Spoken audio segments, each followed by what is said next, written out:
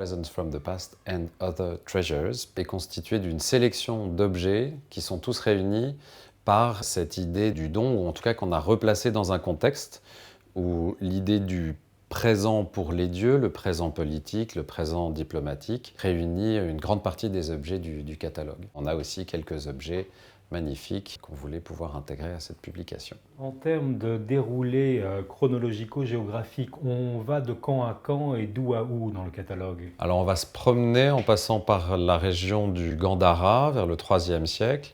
On a ensuite quelques objets qui font le lien entre l'Extrême-Orient et le monde musulman, avec une pochette en textile des routes de la soie qui est très intéressante parce que c'est une copie chinoise d'un textile islamique, enfin chinoise ou en tout cas extrême-orientale, mais d'époque médiévale.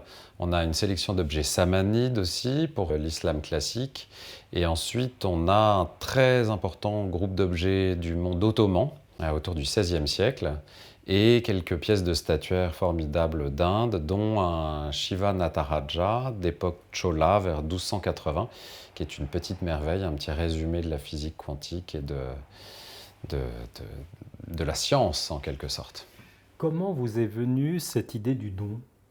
L'idée du don, elle m'est venue parce que j'ai pu enfin sortir, comme on dit, présenter un objet que j'aime beaucoup et que je connais depuis 12 ans, qui est un coffre qui a été fait en Turquie au XVIe et qui a été probablement offert à la cour de France, en tout cas qui est monté aux armes de France.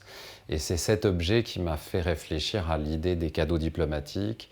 Il y a eu quelques publications, expositions sur le sujet et je me suis dit que ça pouvait faire le lien entre nombre d'objets du catalogue et aussi ce qui permettait de donner un éclairage différent aux objets plutôt que de simplement les décrire. On pouvait les remettre dans un contexte qui impliquait aussi des enjeux symboliques et politiques qu'on est content de pouvoir mettre en avant puisqu'on essaie toujours dans nos publications d'aller un peu plus en profondeur, de faire parler les objets autant que faire se peut. On a l'habitude avec les galeries d'avoir un catalogue lié à un vernissage, une exposition, un événement, une foire, que sais-je.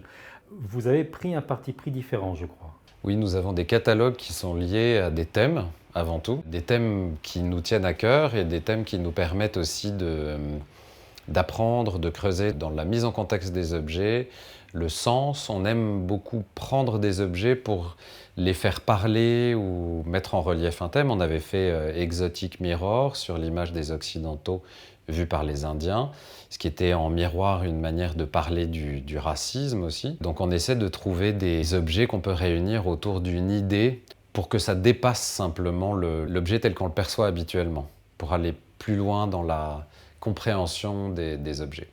Vous faites combien de catalogues, expositions, présentations, recherches par an? Alors, des présentations et des recherches, on en fait énormément. On travaille aussi de manière parfois plus discrète sur du conseil, de l'expertise, des transactions en direct qui ne sont pas nécessairement visibles à la galerie.